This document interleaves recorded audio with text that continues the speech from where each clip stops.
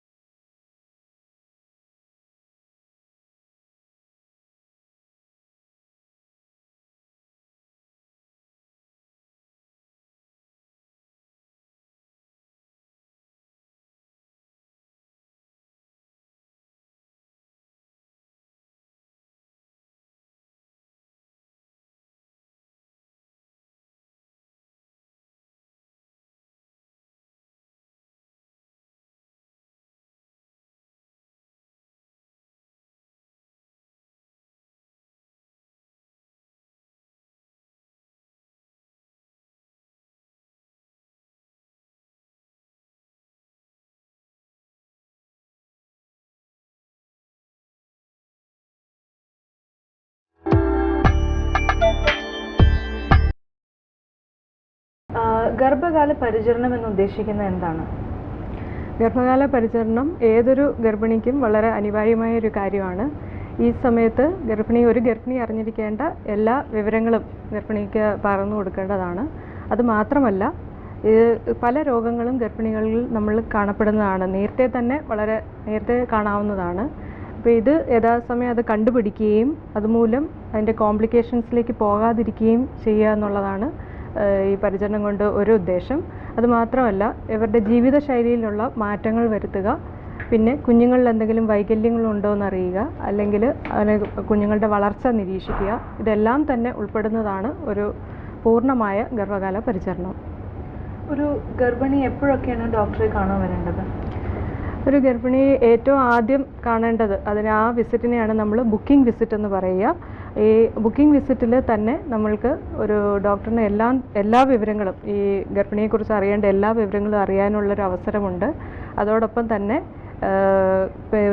ഗർഭിണിയെ പൂർണ്ണമായിട്ട് പരിശോധിക്കുകയും അതിനാവശ്യമുള്ള ബ്ലഡ് ടെസ്റ്റുകൾ ചെയ്യുന്നതിനും ഇതിന് അവസരമാണ്. ഈ ബുക്കിംഗ് വിസിറ്റ് എപ്പോഴാണ് കാണേണ്ടതെന്ന് ചോദിച്ചാൽ, ഒരു ഗർഭിണി എപ്പോഴാണ് അവൾ ഗർഭിണിയാണെന്ന് അറിയുന്നത്, മിക്കവാറും അത് അവരുടെ പീരീഡ്സ് തെറ്റി വരുന്ന ഒരു സമയത്തായിരിക്കാം.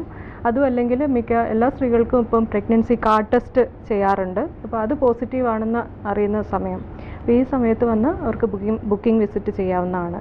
അതിനുശേഷം പിന്നീട് 7-ാം മാസം വരെ, മാസത്തിൽ ഒരു തവണ എന്നുള്ള കണക്കിൽ അവർക്ക് ഡോക്ടറിനെ കാണാവുന്നതാണ്. 7-ാം മാസം തൊട്ട് 9-ാം മാസം വരെ 2 ആഴ്ച കൂടുമ്പോൾ വന്ന് കാണുക. 9-ാം മാസം കഴിഞ്ഞതിന് ശേഷം ഒരാഴ്ച വീതം ഓരോ ആഴ്ചയും തന്നെ ഡെലിവറി സമയം വരെ, അതായത് പ്രസവ സമയം വരെ വന്ന് കാണേണ്ടതാണ്. ഒരു ഗർഭിണീനെ അലട്ടുന്ന സാധാരണ പ്രശ്നങ്ങൾ എന്തൊക്കെയാണ്? ഗർഭിണികളിലെ സാധാരണമായി കാണുന്നത്, അതിൽ തന്നെ ഏറ്റവും മുൻപന്തിയിൽ നിൽക്കുന്ന പ്രശ്നമാണ് ഓർഗാനവും ഛർദിയുമായിട്ട് വരുന്നത്.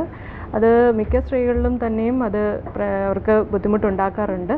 ചിലർക്കത് നേരിയ തോതിലായിരിക്കാം, ചിലർക്കത് രൂക്ഷമായിട്ടുള്ള രീതിയിലും വരാം. നേരിയ തോതിലുള്ള ഇത് മാത്രമാണ്, ഛർദിയാണ് ഉണ്ടെങ്കിൽ അത് നമ്മുടെ ഈവൻ നാട്ടുമാർഗമായിട്ടുള്ളൊരു സംഭവമുണ്ട്. അതായത് ഇഞ്ചിനീര് 1 സ്പൂൺ ഇഞ്ചിനീരിൽ ഒരു ലേശം തേൻ ചാലിച്ചിട്ട് രാവിലെയും വൈകിട്ട് ഉപയോഗിക്കാമെന്നുണ്ടെങ്കിൽ ഒരു പരിധിവരെ നമുക്ക് ഈ ഛർദി ശമനം കിട്ടുന്നതാണ്.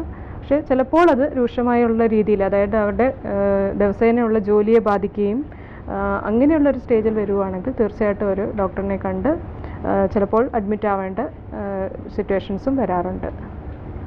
ഈ അമിത ഛർദി വേറെ ഏതെങ്കിലും രോഗത്തിൻ്റെ ലക്ഷണങ്ങളാകാമോ? ചിലപ്പോൾ അത് ചില രോഗലക്ഷണങ്ങളുടെ ഇതായിട്ടും കാണാറുണ്ട്. അതിലേറ്റവും പ്രധാനമായിട്ടുള്ളത് നമ്മുടെ തൈറോയ്ഡ് ഗ്രന്ഥിയിലുള്ള തകരാറായിട്ട് വരാം. അതും അല്ലെങ്കിൽ പിന്നെ കാണപ്പെടുന്ന ഈ മുന്തിരിക്കുല ഗർഭം അല്ലെങ്കിൽ മോളാർ പ്രഗ്നൻസി എന്ന് പറയുന്ന ഒരു കണ്ടീഷനുണ്ട്. അതിലും ഇതുപോലെ ഛർദി കൂടുതലായിട്ട് കാണുന്നതാണ്. പിന്നെ BP കൂടിയിട്ടുള്ള ഗർഭിണികളിൽ തന്നെ ഹൈ BP ആയിട്ട് കാണുന്ന, അല്ലെങ്കിൽ അമിത രക്തസമ്മർദ്ദം എന്ന് നമ്മൾ പറയും. അപ്പോൾ ഇതിൽ കൂടുതലായിട്ട് ഈ ഛർദിൽ കാണാറുണ്ട്. ഇത് കൂടാതെ നമ്മൾ ഈ ട്വിൻ പ്രഗ്നൻസി അല്ലെങ്കിൽ ഇരട്ട പ്രഗ്നൻസി എന്ന് പറയുന്നത്, ആ കണ്ടീഷനിലും ഇങ്ങനെ കൂടുതലായിട്ട് ഛർദി കാണാവുന്നതാണ്. ഇത് കൂടാതെ വേറെ ഏതൊക്കെയാണ് സാധാരണ പ്രശ്നങ്ങൾ ഉണ്ടാകുന്നത്?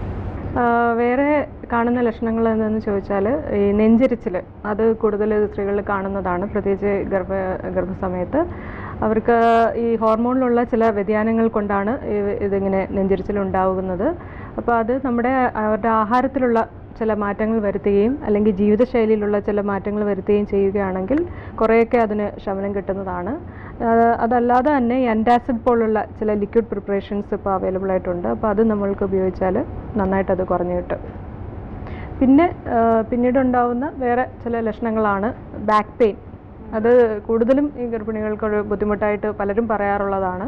അപ്പം അതും ഈ പറഞ്ഞതുപോലെ തന്നെ ഈ ഗർഭസമയത്തുണ്ടാവുന്ന ഈ നട്ടലിനുള്ള ചില മാറ്റങ്ങളാണ് ഇങ്ങനൊരു കാരണം ഉണ്ടാവുന്നത്. അപ്പോഴവർക്ക് ചെയ്യാവുന്നത് ഈ ഇരിക്കുമ്പോഴൊക്കെ ബാക്ക് വളരെ സ്ട്രെയിറ്റ് ആയിട്ട് കസേരയോട് ചേർന്നിരിക്കുകയും കിടക്കുമ്പോൾ ഈ ബാക്ക് സപ്പോർട്ട് ചെയ്യുന്ന രീതിയിൽ ഒരു തലയണ ഉപയോഗിക്കുകയും ചെയ്യുകയാണെങ്കിൽ കുറേയൊക്കെ ഈ ബാക്ക് പെയിൻ കുറഞ്ഞു കിട്ടുന്നതാണ്. പിന്നീട് ഈ ഒരു ലക്ഷണം പലപ്പോഴും സ്ത്രീകൾ പറയാൻ മടിക്കുന്നതുമായിട്ടുള്ളൊരു ലക്ഷണമാണ് ഈ മലബന്ധം അല്ലെങ്കിൽ ശോധനക്കുറവ്. അതിനോടൊപ്പം ചേർന്ന് കാണുന്നൊരു കണ്ടീഷനാണ് ഈ അർഷസ് അല്ലെങ്കിൽ പൈൽസ് എന്നുള്ളത്. അപ്പോൾ ഇങ്ങനത്തുള്ളതും വളരെ ഗർഭിണികളിൽ സർവ്വസാധാരണമായിട്ട് കാണുന്നതാണ്. അപ്പോൾ ഇങ്ങനെ ഉള്ളൊരു ഇത് കാണുകയാണെങ്കിൽ അവർക്ക് ചെയ്യാവുന്ന വെച്ചാൽ എഗെയിൻ നമ്മുടെ ആഹാരത്തിലുള്ള ചില മാറ്റങ്ങൾ, അതായത് നാരടങ്ങിയ ഭക്ഷണങ്ങൾ കൂടുതൽ ഉൾപ്പെടുത്തണം. അത് എന്തെന്ന് ചോദിച്ചാൽ പച്ചക്കറികളും അല്ലെങ്കിൽ ഈ ഫ്രൂട്ട്സും ധാരാളമായിട്ട് അല്ലെങ്കിൽ വെള്ളം ധാരാളം കുടിക്കുന്നത് മൂലം ഈ ശോധനക്കുറവിന് വളരെ അധികം പ്രയോജനപ്പെടുന്നതാണ്. അത് അല്ലെങ്കിൽ നമുക്ക് ഈ ലാക്സേറ്റീവ്സ്, ഈ മലബന്ധം അല്ലെങ്കിൽ ഈ മല അയഞ്ഞു പോകുന്നതിന് വളരെയധികം സഹായിക്കുന്നതാണ്. അതുപോലെ തന്നെ അർഷസിന് ഈ ഓയിൻമെൻറ്റ്, ഈ വേദന കുറയ്ക്കാനുള്ള ഓയിൻമെൻറ്റ്സും ഇപ്പം ഉണ്ട്. അപ്പോൾ അത് നമ്മൾക്ക് ഉപയോഗിച്ചാൽ കുറച്ചൊരു കുറവ് കിട്ടും. പിന്നീട് കാണുന്ന ഒരു ലക്ഷണം എന്ന് പറഞ്ഞാൽ വാരിക്കോസ് വെയിൻ നമ്മൾ പറയും. അതെന്ന് വെച്ചാൽ ഈ രണ്ട് കാലുകൾക്ക് ഈ ഞരമ്പ് പിടച്ചു വരുന്ന ഒരു കണ്ടീഷനാണ്. അതും കൂടുതൽ സമയം നിൽക്കുന്നത് മൂലം ഇപ്പോൾ അടുക്കളയിലാണെങ്കിലും ജോലി സ്ഥലങ്ങളിലായാലും കൂടുതൽ സമയം നിൽക്കുമ്പോഴത്തേക്ക് അത് കൂടുതൽ തെളിഞ്ഞ് കാണാവുന്നതാണ്. ചിലപ്പോൾ കാലിന് വേദനയും ഉണ്ടാവാറുണ്ട്. അപ്പോൾ അങ്ങനെ ഒരു സിറ്റുവേഷൻ വരുവാണെങ്കിൽ അവർക്ക് ഈ ക്രേപ്പ് ബാൻഡേജും അതുപോലെ തന്നെ ഈ അതിൻ്റെതായ സ്റ്റോക്കിങ്സ് ഉണ്ട്, അത് ഉപയോഗിച്ചാൽ ഈ വേദന കുറഞ്ഞു കിട്ടും. വെള്ളപ്പൊക്ക് ഗർഭിണികളിൽ സാധാരണമാണോ? വെള്ളപ്പൊക്ക് സാധാരണ മറ്റു സ്ത്രീകളെ പോലെ തന്നെ ഗർഭിണികളിലും സാധാരണയായിട്ട് കാണുന്നതാണ്. ചിലപ്പോൾ കുറച്ച് കൂടുതൽ ഡിസ്ചാർജായിട്ട് തന്നെ വരാറുണ്ട്, പക്ഷേ അത് സ്വാഭാവികമായിട്ടുള്ളതാണ് കൂടുതലും.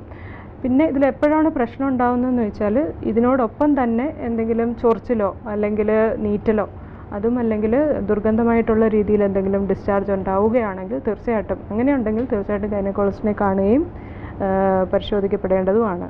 അപ്പോൾ അതിന് മിക്കവാറും നമ്മളൊരു ആൻറ്റി ഫംഗൽ ഓയിൻമെൻറ്റ് കൊടുക്കുമ്പോഴത്തേക്ക് തന്നെ നല്ലൊരു റിലീഫ് കിട്ടാറുണ്ട്.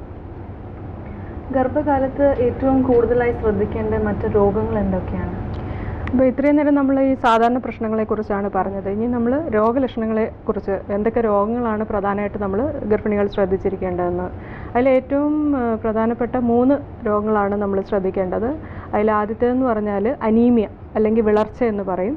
രണ്ടാമത്തേത് പ്രമേഹമാണ്, ഗർഭിണികളിൽ കാണുന്ന പ്രമേഹം, അതായത് ജസ്റ്റേഷണൽ ഡയബറ്റീസ് നമ്മൾ വിളിക്കും. മൂന്നാമത്തെ കാര്യം എന്ന് പറഞ്ഞാൽ അമിത രക്തസമ്മർദ്ദം അല്ലെങ്കിൽ BP. അപ്പോൾ ഇത് 3ഉമാണ് ഏറ്റവും പ്രധാനപ്പെട്ടതിൽ.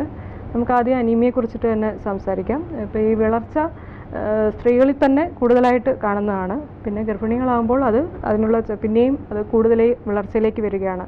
എന്ന് വെച്ചാൽ കുഞ്ഞ് അമ്മയിൽ നിന്നും പോഷകം വലിച്ചെടുക്കുന്നുണ്ട്. അപ്പോൾ അങ്ങനെയുള്ളപ്പോൾ അവരുടെ അയണിൻ്റെ അളവ് കൂടുതൽ കുറയുകയും രക്തത്തിലെ ഹീമോഗ്ലോബിൻ്റെ അളവ് പിന്നെയും കുറഞ്ഞു വരുന്നൊരു ഇതാണ് നമ്മൾ കണ്ടുവരുന്നത്. അപ്പം ഇങ്ങനെയുള്ളപ്പോൾ അവർക്ക് വിളർച്ച വരാനുള്ള സാധ്യത കൂടുന്നു. അപ്പോൾ നമ്മൾ ഒരു രക്തത്തിൻ്റെ അളവ് അല്ലെങ്കിൽ ഹീമോഗ്ലോബിൻ്റെ അളവ് ഒരു 10 ഗ്രാമിന് താഴെ വരുന്ന ഒരു അവസരത്തിലാണ് നമ്മൾ ഈ വിളർച്ച എന്ന് പറയുന്നത്. അപ്പോൾ അങ്ങനെയാണ് നമ്മൾ വിളർച്ച അറിയുക. എന്തെങ്കിലും ലക്ഷണങ്ങൾ? വിളർച്ച ഉള്ള സമയത്ത് എല്ലാവർക്കും അതിൽ ബുദ്ധിമുട്ട് വരണമെന്നില്ല. പക്ഷേ ചില ഗർഭിണികൾക്ക് അതിൻ്റെ ലക്ഷണങ്ങളുണ്ടാവാം, ക്ഷീണം ഉണ്ടാവാം, ചിലർക്ക് നെഞ്ചിടിപ്പായിട്ടും അങ്ങനത്തുള്ള ബുദ്ധിമുട്ടുകൾ കൂടുതൽ വരാറുണ്ട്. ഇനി അല്ലാതെ നമുക്ക് അറിയുന്നത് എങ്ങനെയാണെന്ന് ചോദിച്ചാൽ ഈ ആദ്യത്തെ വിസിറ്റിൽ തന്നെ, അതായത് നമ്മൾ ബുക്കിംഗ് വിസിറ്റ് എന്ന് പറഞ്ഞല്ലോ, അപ്പോൾ ഈ ബുക്കിംഗ് വിസിറ്റിൽ തന്നെ അവരുടെ ബ്ലഡ് നമ്മൾ ചെക്ക് ചെയ്യേണ്ടതാണ്, ഹീമോഗ്ലോബിൻ്റെ അളവ് ചെക്ക് ചെയ്യേണ്ടതാണ്. അതിനുശേഷം പിന്നീടുള്ള 3 മാസം കൂടുമ്പോൾ ഈ ഹീമോഗ്ലോബിൻ്റെ അളവ് പിന്നെയും ചെക്ക് ചെയ്ത് നോക്കുകയും അഥവാ അനീമിയ ഉണ്ടെങ്കിൽ അത് കറക്റ്റ് ചെയ്യേണ്ടതുമാണ്. അത് നമ്മൾ അയൺ ടാബ്ലറ്റ് കൊടുത്ത് തന്നെയാണ് അത് കറക്റ്റ് ചെയ്യാറുള്ളത്. ഗർഭസമയത്ത് ഡയബറ്റീസ് വരുന്ന